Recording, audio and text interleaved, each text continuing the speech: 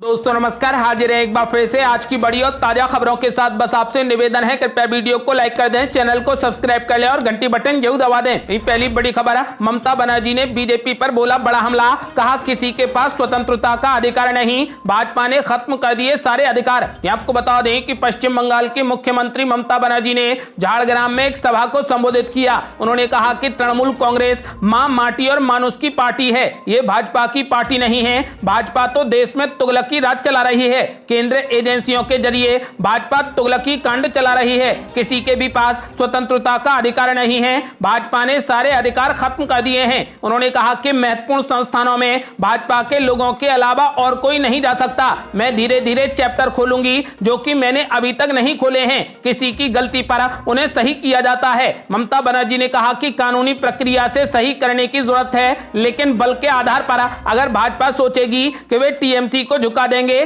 तो ऐसा नहीं होगा। ममता बनर्जी ने बीजेपी पर हमला बोलते हुए कहा कि किसी के भी पास आज स्वतंत्रता का अधिकार नहीं है, क्योंकि भाजपा ने सारे अधिकार खत्म कर दिए हैं। अगली बड़ी खबर, रसोई गैस सिलेंडर की बढ़ती कीमतों पर कांग्रेस ने मोदी सरकार पर बोला बड़ा हमला, कहा मोदी सरकार किस्तों में कर रही ईंधन की लूट। आपको बता दें कि आज रसोई गैस सिलेंडर की कीमतों में 3.5 रुपए की बढ़ोतरी की गई है। रसोई गैस सिलेंडर की लगातार बढ़ रही कीमतों को लेकर कांग्रेस ने मोदी सरकार को जमकर घेरा। भाजपा के नेतृत्व वाली सरकार की आलोचना करते हुए कांग्रेस ने कहा कि नरेंद्र मोदी सरकार की ईंधन लूट हर दिन छोटी या बड़ी किस्तों में हो रही है। केंद्र की आलोचना करते हुए कांग्रेस के मुख्य प्रवक्ता रणदीप सिंह सुरजेवाला ने कहा कि घरेलू रसोई गैस सिलेंडर की कीमत में 45 दिनों में 100 रुपए की वृद्धि के बाद फिर से गैस के दामों में 3.5 रुपए की बढ़ोतरी की गई है। कांग्रेस के मुख्य प्रवक्ता रणदीप सिंह सुरजेवाला ने एक के बाद एक कई ट्वीट करके भाजपा सरकार पर हमला बोला है। उन्होंने हिंदी में ट्वीट करते हुए कहा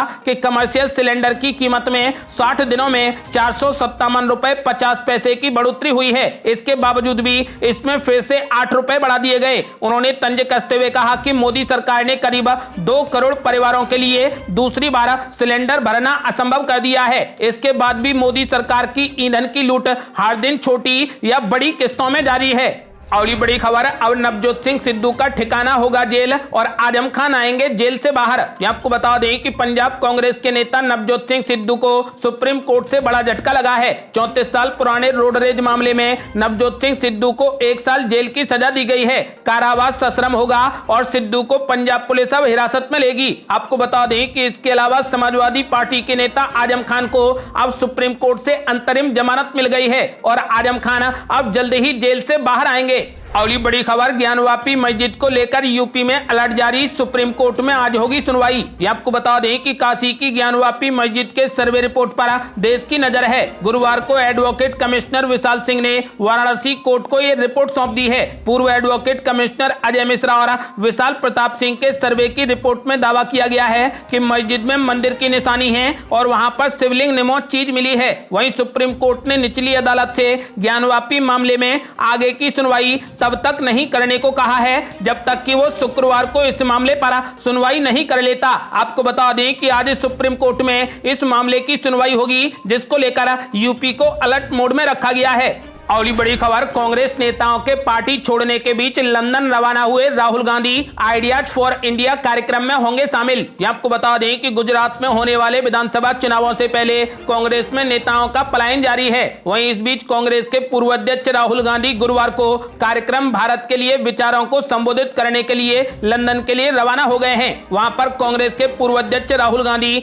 आइडियाज फॉर इंडिया सम्मेलन में बोलेंगे। गौरतलब है कि उनके इस दौरे से पहले ही गुजरात में पार्टी के कार्यकारी अध्यक्ष हार्दिक पटेल ने पार्टी छोड़ने का ऐलान किया है। उनके इस दौरे को लेकर कांग्रेस मीडिया विभाग के प्रमुख और महासचिव रणदीप सिंह सुरजेवाला ने इस बात की जानकारी दी। उन्होंने बताया कि राहुल गांधी लंदन में देश के वर्तमान और भविष्य के बारे में प्रवासी भारतीयों से भी बातचीत करेंगे। इस कार्यक्रम में हिस्सा लेने के लिए कांग्रेस नेता सलमान खुर्शीद और प्रियंक खड़गे पहले से ही लंदन में हैं। राहुल गांधी का ये लंदन दौरा ऐसे समय में हो रहा है जब कांग्रेस प्रमुख राज्यों के पार्टी कई नेताओं के पार्टी से पलायन की समस्या से जूझ रही है। राजस्थान में हाल ही में हुए कांग्रेस के चिंतन शिविर के बाद गुजरात में पार्टी के अध्यक्ष हार्दिक पटेल ने कांग्रेस छोड़ दी है। इससे पहले कांग्रेस की पंजाब इकाई के पूर्व प्रमुख सुनील जाखड़ ने कांग्रेस को अलविदा कह दिया और भारतीय जनता पार्टी में शामिल हो गए। वहीं गुजरात में होने वाली विधानसभा चुनावों को लेकर भारतीय जनता पार्टी ने अब अपनी तैयारियों को और तेज कर दिया है।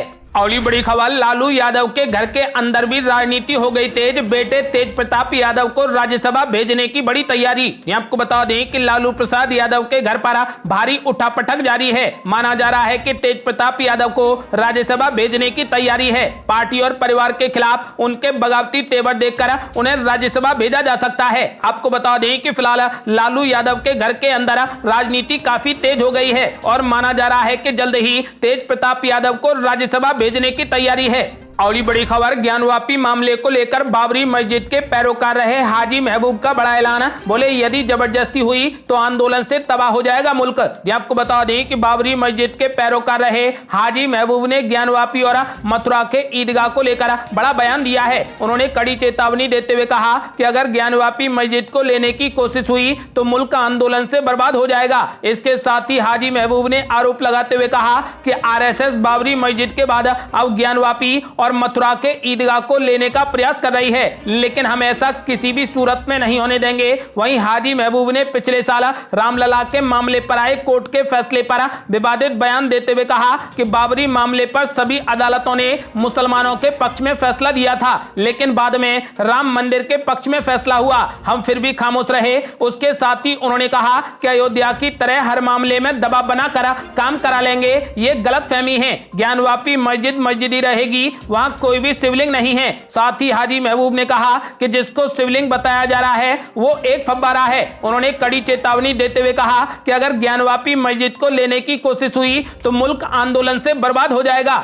अगली बड़ी खबर, आजम खान की रिहाई के साथ ही नए मोर्चे की बड़ी तैयारी। शिवपाल यादव मिलने जा रहे सीतापुर जेल। ये आपको बता दें कि 28 महीनों से सीतापुर जेल में बंद आजम खान को सुप्रीम कोर्ट से 89वें मामले में अब अंतरिम जमानत मिलने के बाद से फिर से यूपी की सियासी पिच पर नया हंगामा होने के आसार बनने लगे हैं। हालांकि सुप्रीम कोर्ट से जमानत मिलने के बाद भी आजम खान को रेगुलर कोर्ट में अपनी जमानत की अर्जी देनी पड़ेगी, जिसके लिए कोर्ट ने 2 हफ्ते का समय दिया है। आजम खान अपने विवादित भाषणों के लिए खासे मशहूर हैं। उनकी रिहाई की टाइमिंग भी काफी दिलचस्प है। पूरे देश में ज्ञानवापी के मुद्दे पर बहस छिड़ी हुई है। सपा के तमाम मुस्लिम सांसद और अखिलेश यादव इस मुद्दे पर काफी मुखर होकर बोल रहे हैं। ऐसे में पार्टी के नेताओं का मानना है कि आजम खान के बाहर आने के बाद से वो मुस्लिमों से जुड़े मुद्दों को बढ़िया तरीके से उठाएंगे और पार्टी के स्टैंड को अल्पसंख्यकों के बीच में रखेंगे। हालांकि इसमें थोड़ा संशय भी दिखाई दे रहा है। जिस तरीके से आजम खान का परिवार और उनके करीबी लोगों ने सपा अध्यक्ष के खिलाफ मोर्चा खोला है, उससे ऐसे आसार कम ही नजर आ रहे हैं। आजम खान के बाहर निकलने के साथ ही प्रदेश में अब नए मोर्चे की सुगबुगाहट भी काफी तेज हो गई है। प्रगतिशील समाजवादी पार्टी के अध्यक्ष शिवपाल सिंह यादव ने जमानत की सूचना के साथ ही ट्वीट किया और अब वो आजम खान से मिलने सीतापुर जेल भी जा रहे हैं। अगली बड़ी खबर, अब सरकारी बाबूगिरी से बाज आना ही होगा। रेलवे में लापरवाह अधिकारियों को हटाकर मोदी सरकार ने दे दिया कड़ा संदेश। आपको बता दें कि अब सरकारी नौकरियां सिर्फ आराम करने के लिए ही नहीं होंगी, सरकारी महकमों में भी अब अफसरों बाबुओं को काम करना पड़ेगा। मोदी सरकार के पहले कार्यकाल में ही बहुत से विभागों में अफसरों बाबुओं की कार्यशैली बदल गई थी। दिल्ली में तकरीबन सारे दफ्तरों में लोग टाइम से आने जाने लगे थे। कामकाज के नए नए तरीके खोजे गए, नई तकनीकी का इस्तेमाल किया गया। फिर भी बहुत से महकमों में बड़े अफसरों को कामकाज के तौर तरीके में बदलाव लाना नागवार गुजर रहा था। मोदी सरकार के दूसरे कार्यकाल में ऐसे लोगों को कड़ा संदेश मिला है। खास तौर से रेलवे में 19 बड़े ओहदे वालों को VRS दे दिया गया। ऐसा करके दरअसल सरकार ने कड़ा संदेश दिया है। यह संदेश सभी महकमों तक जाएगा। मोदी सरकार ने काम में लापरवाही बरतने वाले अधिकारियों और कर्मचारियों पर अब कार्रवाई करनी शुरू कर दी है।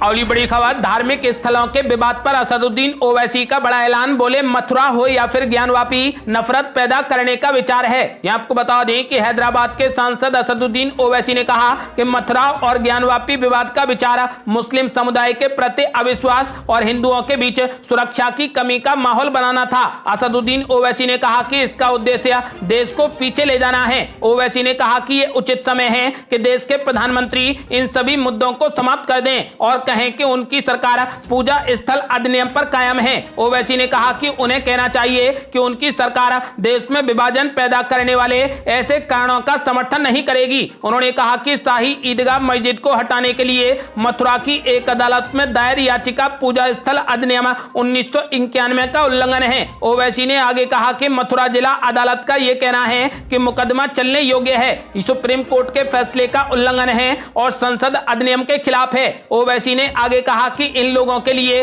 कानून कोई मायने नहीं रखता है, वे मुस्लिम लोगों की अब इज्जत लूटना चाहते हैं।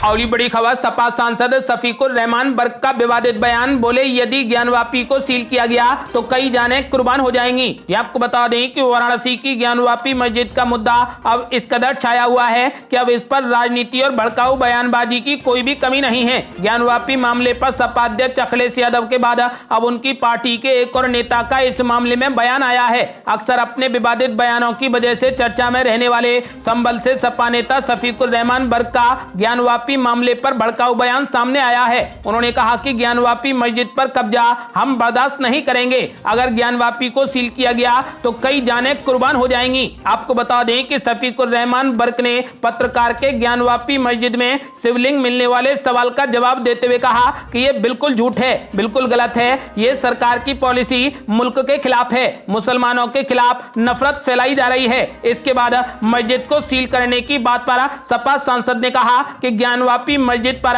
यदि कब्जा हुआ तो कब्जे को हम बर्दाश्त नहीं करेंगे। अगर ज्ञानवापी को सील किया जाएगा तो कई जानें कुर्बान हो जाएंगी। अगली बड़ी खबर, ज्ञानवापी और मथुरा के बाद अब भोपाल की जामा मस्जिद के नीचे शिव मंदिर होने का दावा, सर्वेक्षण कराने की गई मांग। ये आपको बता दें कि ज्ञानवापी और मथुरा मस्जिद के बाद अब मध्य प्रदेश की मस्जिद के नीचे भी मंदिर होने का दावा किया जा रहा है। मध्य प्रदेश की संस्कृति बचाओ मंच ने गुरुवार को मध्य प्रदेश के गृह मंत्री नरोत्तम मिश्रा को एक ज्ञापन सौंपकर भोपाल में जामा मस्जिद के पुरातात्विक सर्वेक्षण की मांग की है। संस्कृति बचाओ मंच के अध्यक्ष चंद्रशेखर तिवारी ने गृह मंत्री नरोत्तम मिश्रा को चिट्ठी लिखकर पुरातत्व विभाग से मस्जिद का सर्वेक्षण करने का अनुरोध किया है। संस्कृति बचाओ मंच का दावा है कि भोपाल चौक बाजार स्थित जामा मस्जिद के अंदर शिव मंदिर स्थित है, इसलिए तुरंत इसका सर्वेक्षण कराया जाना चाहिए। अगली बड़ी खबर, ज्ञानवापी मस्जिद को अखिलेश यादव ने अयोध्या से जोड़ा। कहा बीजेपी ने रात के अंधेरे में रखवा दी थी मूर्तियां। ये आपको बता दें कि समाजवादी पार्टी के अध्यक्ष अखिलेश यादव ने ज्ञानवापी मस्जिद सर्वे के मुद्दे को लेकर एक बार फिर से भारतीय जनता पार्टी पर निशाना साधा है। उन्होंने इसे अयोध्या से जोड़ते हुए कहा कि बीजेपी कुछ भी कर सकती है। पूर्व मुख्यमंत्री अखिलेश यादव ने कहा कि बीजेपी ने अयोध्या में रात के अंधेरे में मूर्तियां रखवा दी थी। अखिलेश यादव ने कहा कि अयोध्या से बेहतर कोई नहीं जानता होगा। एक समय ऐसा था कि रात के अंधेरे में मूर्तियां रख दी गईं। बीजेपी कुछ भी कर सकती है, बीजेपी कुछ भी करा सकती है। वो अयोध्या में एक कार्यक्रम के बाद पत्रकारों से बातचीत कर रहे थे। अखिलेश यादव ने कहा कि बीजेपी अंग्रेजों की तरह बांटो और राज करो फॉर्मूले पर चल रही है। अखिलेश यादव ने कहा कि ज्ञानवापी मस्जिद का मुद्दा उठाया जा रहा है, ये स्मोक स्क्रीन है। ये मुद्दा भाजपा जानबूझकर उठा रही है। जिस तरीके से अंग्रेजों ने डिवाइड एंड रूल किया था, उसी तरीके से भाजपा भी डिवाइड एंड रूल कर रही है। इससे पहले बस्ती में उन्होंने कहा कि जहां तक धार्मिक स्थानों का सवाल है, भाजपा को 1991 एक्ट की परवाह नहीं है। भाजपा जानती है कि बुनियादी सवालों पर चर्चा होगी तो भाजपा का सफाया हो जाएगा। अगली बड़ी खबर, हार्दिक पटेल ने कांग्रेस पर बोला करारा हमला। कहा अंबानी और अडानी को हर वक्त गाली नहीं दे सकते। ये आपको बता दें कि एक दिन पहले कांग्रेस से इस्तीफा देने वाले पाटीदार नेता हार्दिक पटेल ने मुकेश अंबानी और गौतम अडानी जैसे व्यापारियों को लेकर लोगों को गुमराह करने के लिए अपनी पूर्व की कांग्रेस पार्टी की खिंचाई की है। हार्दिक पटेल ने कहा कि उन्होंने कांग्रेस में अपने राजनीतिक जीवन के 3 साल बर्बाद कर दिए हैं। अंबानी और अडानी जैसे लोग अपनी कड़ी मेहनत के कारण उठे हैं और उन्हें हर समय गाली देने की जरूरत नहीं है। हार्दिक पटेल ने कहा कि एक व्यापारी अपनी मेहनत से ही ऊपर उठता है। आप अडानी या अंबानी को हर वक्त गाली नहीं दे सकते हैं। अगली बड़ी खबर, जयपुर में बीजेपी की महाबैठक। आज पीएम नरेंद्र मोदी देंगे चुनावी जीत का मंत्र। ये आपको बता दें कि प्रधानमंत्री नरेंद्र मोदी आज जयपुर में आयोजित बीजेपी की 3 दिवसीय राष्ट्रीय पदाधिकारियों की बैठक को संबोधित करेंगे। इस साल होने वाले विधानसभा चुनाव और आगामी लोकसभा चुनाव के लिहाज से ये बैठक काफी अहम मानी जा रही है। 3 दिवसीय राष्ट्रीय पदाधिकारियों की बैठक गुरुवार से शुरू हुई, जो 21 मई तक चलेगी। अगली बड़ी खबर, मुख्यमंत्री योगी आदित्यनाथ ने ले लिया बड़ा एक्शन। 48 घंटे में पूरे यूपी से अवैध बस स्टैंड और टैक्सी स्टैंड हटाने का दिया आदेश। सड़क पर बढ़ेगी सख्ती। ये आपको बता दें कि उत्तर प्रदेश में लगातार बढ़ रहे सड़क हादसों से चिंतित मुख्यमंत्री योगी आदित्यनाथ ने प्रदेश के सभी जिलों से मात्र 48 घंटों के अंदर अंदर अवैध बस स्टैंड और टैक्सी स्टैंड खत्म करने के सख्त निर्देश दे दिए हैं। इसके साथ ही पुलिस अपने काम पर लग गई है और पुलिस ने आज कई बस स्टैंड और टैक्सी स्टैंडों को हटा दिया है। साथ ही हेलमेट सीट बेल्ट के साथ प्रयोग को अनिवार्य रूप से कड़ाई के साथ लागू करने, ओवर स्पीडिंग, ओवरलोडिंग के विरुद्ध कार्रवाई करने और नियमों के उल्लंघन पर तुरंत चालान करने का आदेश दिया है। ये थी अब तक की बेहद बड़ी खबरें। यदि आप भी चाहते हैं कि भारत जल्द से जल्द कोविड मुक्त हो जाए तो इस वीडियो को लाइक कर अपनी राय हमें कमेंट बॉक्स में जरूर दें। यदि आपने अभी तक हमारे चैनल को सब्सक्राइब नहीं किया है तो कृपया चैनल को सब्सक्राइब कर घंटी बटन जरूर दबा दें। जल्दी मिलते हैं बड़ी अपडेट के साथ। तब तक के लिए जय हिंद, जय भारत।